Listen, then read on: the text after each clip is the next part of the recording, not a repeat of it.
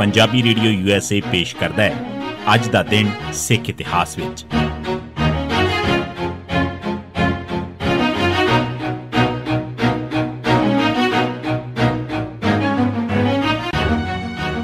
सिख इतिहास दीआं घटनावां च 20 अगस्त का दिन 1507 गुरु नानक साहब ने पहली उदासी शुरू की। गुरु नानक साहब 1504 तो 1507 ईस्वी तक सुल्तानपुर मोदी वजों तैनात रहे। एक दिन गुरु साहब वेई नदी च नहाउण गए। नहाउण मगरों वो वेई के दूजे कंढे दूर संघने दरख्तां दे झुंड हेठ जा बैठे ते रूहानी सोचां च मगन हो गए। आप दे मन च ख्याल आया कि वख-वख इलाकिਆਂ च जाके सच्चे धर्म का प्रचार करन दा समां आ गया है।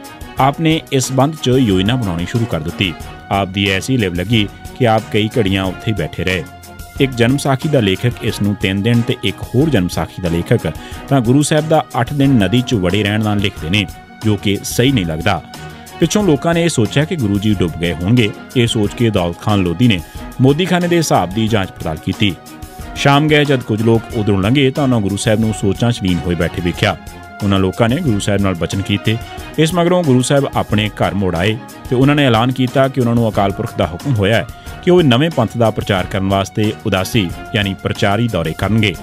उन्होंने अपनी पत्नी ते बच्चों के खर्चे वास्ते सारे पैसे अपने सहुरे नूं संभाल दिते ते आप मिशनरी सेवा वास्ते तैयार हो गए।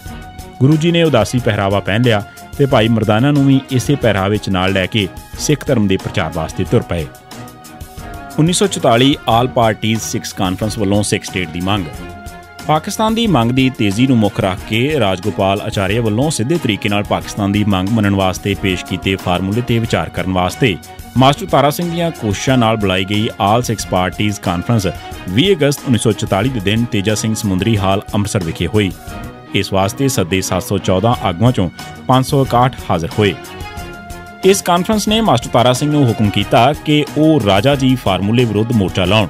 कानफ्रेंस ने राजा जी फार्मूला रद्द करके सिख स्टेट कायम किए जाने की गल का मता पास किया ते मतिਆਂ की हिमायत ज्ञानी करतार सिंह ते महेंद्र सिंह ने की। सिख स्टेट बारे मंगल सिंह का मता तरमीम करके मास्टर तारा सिंह ते उसकी बनाई सब कमेटी के विचार गोचरी छड़ दी गई। मंगल सिंह ने मते च सिख स्टेट ऐसा इलाका मंगया सी जिस च किसी ग्रुप की अक्सरीयत ना होवे। सब तो वधेरे विरोध राजा जी फार्मूले का होया क्योंकि इस फार्मूले मुताबक सिखां की आबादी के 17 जिले पाकिस्तान च ते 12 जिले भारत च जांदे सन। 1982 दरबारा सिंह ते हमला। 20 अगस्त 1982 के दिन मुख्यमंत्री दरबारा सिंह राहों च आए सन ते खाड़कुआं ने उस उत्ते बंब सुट के मारन की कोशिश की पर वह बच निकले।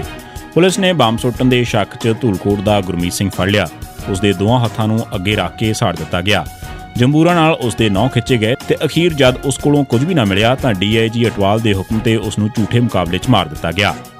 1982 मुसीबत सिंह ने जहाज़ अगवा किया।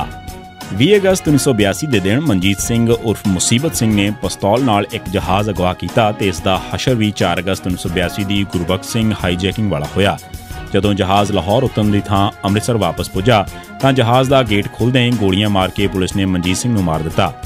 एक होर चर्चा मुताबक मनजीत सिंह नूं जहाज़ रुकदे ही पायलट ने सिर च सरिया मार के मार दिता सी पर मगरों पायलट नूं बचाउण वास्ते पुलिस कार्रवाई करनी पई सी। 1985 संत हरचंद सिंह लौंगोवाल का कतल। 1985 च पंजाब के नवे गवर्नर अर्जन सिंह ने सुरजीत सिंह बरनाला, बलवंत सिंह रामूवालिया, मनजीत खैरा, प्रिथीपाल सिंह कपूर ते अतर सिंह की मदद नाल लौंगोवाल नाल बड़ी नेड़ता कायम कर लई। प्रिथीपाल कपूर ते अतर सिंह ने अकालियां दा सरकार नाल राबता बनाउण च सब तो वधेरे रोल अदा किया। हौली हौली राजीव ते लौंगोवाल विचकार एक समझौते ते रजामंदी हो गई। यह समझौता उल्टा सिखां ते पंजाब वास्ते ही घाटेबंदा सी। इस च सिखां दी एक भी मंग नहीं सी मनी गई ते किसी सिख की रिहाई भी नहीं सी होनी। उल्टा पंजाब का पानी हरियाणा नूं देना मन्निया गया सी।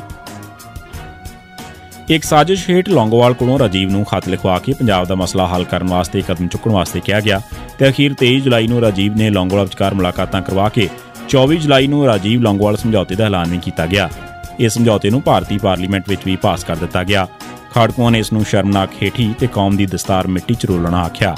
सिखां ने पंजाब च कई थावां ते लौंगोवाल दल वालों पंथ नाल कीती गद्दारी ते स्यापा किया। हर पासों इसका जबरदस्त विरोध होया पर लौंगोवाल के हमायती इसनूं कामयाबी आख रहे सन। 20 अगस्त नूं पिंड शेरपुर जिला संगरूर च एक रैली दौरान 2 खाड़कुआं ज्ञान सिंह लीला ते परमिंदर सिंह ने हरचंद सिंह लौंगोवाल नूं गोलियां मार के खत्म कर दिता। परमिंदर सिंह नूं पुलिस ने मगरों गिरफ्तार करके मार दिता। 20 अगस्त 1987 के दिन लखविंदर सिंह नूं नकली मुकाबले शहीद किया गया। 20 ਅਗਸਤ 1992 ਦੇ ਦਿਨ ਪੁਲਿਸ ਨੇ ਗੁਰਦੇਵ ਸਿੰਘ ਪੁੱਤਰ ਬੰਤਾ ਸਿੰਘ ਵਾਸੀ ਪੰਡੋਰੀ ਰੁਮਾਣਾ ਜ਼ਿਲ੍ਹਾ ਅੰਮ੍ਰਿਤਸਰ, ਭੁਪਿੰਦਰ ਸਿੰਘ ਪੁੱਤਰ ਜੋਗਿੰਦਰ ਸਿੰਘ ਵਾਸੀ ਅਲੀਪੁਰ ਨੇੜੇ ਛੀਟਾਂਵਾਲਾ ਜ਼ਿਲ੍ਹਾ ਪਟਿਆਲਾ, ਸੁਖਦੇਵ ਸਿੰਘ ਸੁਖ ਲਲ ਤੋਂ ਸੁੱਚਾ ਸਿੰਘ ਜੋਗਾ ਸਿੰਘ ਨੂੰ ਨਕਲੀ ਮੁਕਾਬਲਿਆਂ 'ਚ ਸ਼ਹੀਦ ਕੀਤਾ। ਇਹ ਸੀ ਸਿੱਖ ਇਤਿਹਾਸ ਦੀਆਂ ਘਟਨਾਵਾਂ 'ਚ 20 ਅਗਸਤ ਦਾ ਦਿਨ। ਸੁਣਦੇ ਰਹੋ ਪੰਜਾਬੀ ਰੇਡੀਓ USA।